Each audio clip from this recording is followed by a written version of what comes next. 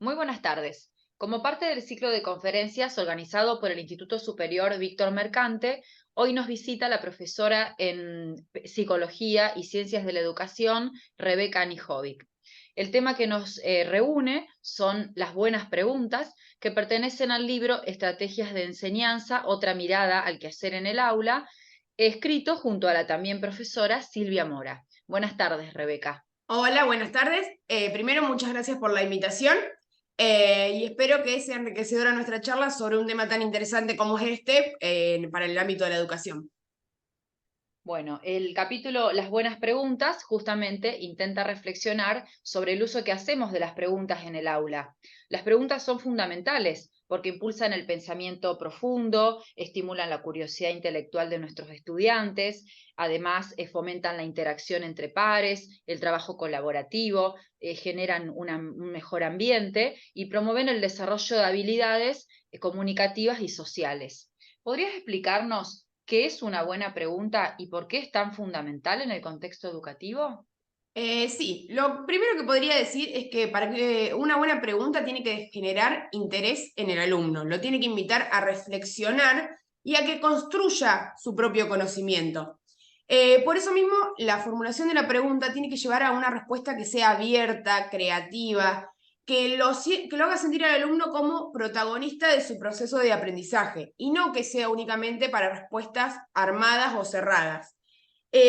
Por eso mismo, la pregunta debe ser abierta, desafiante, creativa, y esto nos lleva un tiempo de reflexión, de planificación, es una acción, y nos lleva a una evaluación constante, porque todo el tiempo tenemos que estar viendo cómo generar estas buenas preguntas, siempre teniendo en claro o siendo muy detallistas en qué es lo que queremos que nuestros alumnos aprendan de nuestras disciplinas y qué capacidades cognitivas queremos que desarrollen en base a las preguntas que le vamos a formular. Claro.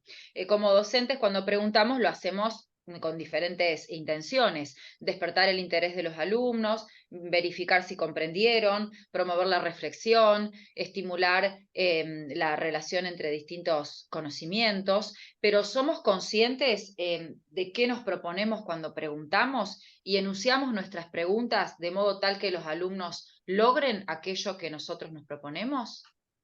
No sé si somos tan conscientes, pero debemos serlo, porque tanto la forma de enunciar la pregunta como los propósitos tienen una relación y un impacto directo en las respuestas que vamos a obtener de nuestros alumnos. O sea, si lo que nosotros queremos abrir es un diálogo, tenemos que fomentar un ambiente de reciprocidad, o sea, que ese ambiente propicie la reflexión y la construcción del conocimiento. Como dice Burbule, si lo que queremos generar es un diálogo, este diálogo va a ser una actividad dirigida al descubrimiento y a una comprensión nueva, que, Mm. una comprensión nueva sobre el conocimiento mismo, o sobre la inteligencia, o sobre la sensibilidad de todos los que formamos parte de ese diálogo. Mm. Con frecuencia, a la mayoría de los docentes nos cuesta guardar silencio ante una pregunta de los alumnos y enseguida la respondemos. A veces respondemos incluso sin terminar de escuchar y sin comprender el verdadero interés y la preocupación que tiene.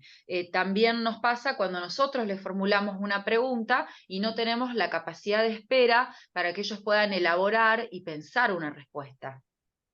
Sí, para que un diálogo sea posible hay que tener capacidad de espera y hay que tener capacidad también de por ahí dejar de lado nuestros propios puntos de vista. Siguiendo con lo que decía Burbules, este espíritu de diálogo es un espíritu de buena voluntad, donde nosotros seamos respetuosos de los silencios que por ahí nos ponen ansiosos y seamos capaces también, si lo requiere la situación, de dejar de lado nuestros puntos de vista para adoptar otros nuevos, siempre teniendo en miras que el interés básico es la creación de un significado en común entre los que estamos formando parte de este diálogo.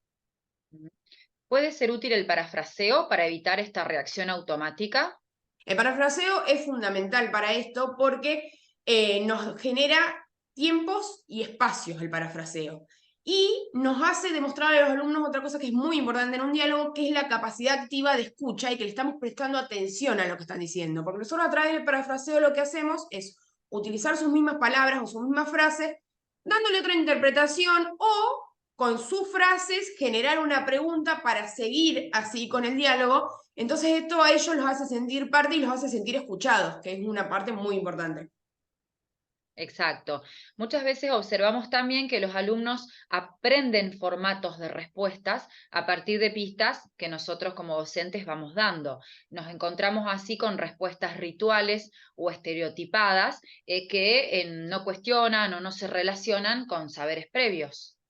Sí, eso está relacionado con lo que decía Edward y Mercer sobre el conocimiento ritual, que son procedimientos prácticos que los alumnos desarrollan o realizan sin comprender su naturaleza. Esto quiere decir que son, o sea, no son transferibles porque son superficiales. Es lo que los alumnos ya saben que tienen que decir para cumplir o para zafar, como ellos dicen.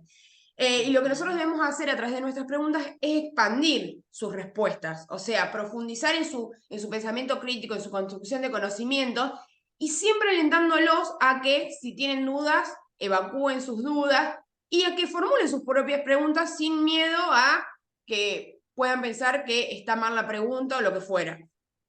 Ujú.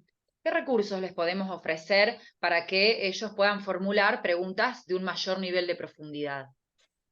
Y lo primero es la organización de la información, porque en base a la información que poseen son las preguntas que van a poder plantear. Después es lo que veníamos hablando, esto de que fomentar que planteen sus dudas, que hagan sus preguntas y también, relacionado a lo que veníamos diciendo, enseñarles que hay diferentes tipos de preguntas. En el capítulo 2 está la clasificación de los diferentes tipos de preguntas y cada uno según su utilidad puede ser valedera, no es que hay preguntas mejores y peores. Claro, como por ejemplo la clasificación por su forma en preguntas abiertas o cerradas. Bueno, ese es un excelente ejemplo porque en esa clasificación se dice que las preguntas abiertas son las que nos ayudan a que aprendamos a pensar. Nosotros si vemos esta clasificación decimos entonces las cerradas no servirían de nada. Y no, depende del propósito que queramos. Por ejemplo, si queremos verificar un punto de vista o un acuerdo, las preguntas cerradas también sirven. Cada uno en su contexto tienen utilidad. Excelente. ¿Podrías compartir algún consejo para aquellos docentes que desean mejorar sus habilidades a la hora de formular buenas preguntas en el aula? Creo que lo principal, lo fundamental, es conocer a nuestros alumnos y a nuestros estudiantes. Y en esto que hablamos de el espíritu de buena voluntad y de diálogo, dar lugar a la diversidad de respuestas, dar lugar a esos tiempos, a esos espacios, esperar sus respuestas Mm. y que es como todo, como dije, es una acción, conlleva planificación y es una práctica. Entonces, a medida que vamos experimentando cada vez más, nos sentimos todos cada vez más en confianza y profundizamos más este proceso de enseñanza-aprendizaje entre todos. Bien, muchas gracias Rebeca por compartir tus conocimientos, tus consejos con nosotros. Nos queda bien en claro que toda pregunta tiene valor porque abre un espacio de exploración y porque además cuestiona nuestras certezas. Ha sido un placer conversar con vos. Bueno, muchas gracias otra vez por la invitación. Espero que haya sido útil para ustedes y enriquecedora para sus propias experiencias en el proceso de enseñanza-aprendizaje.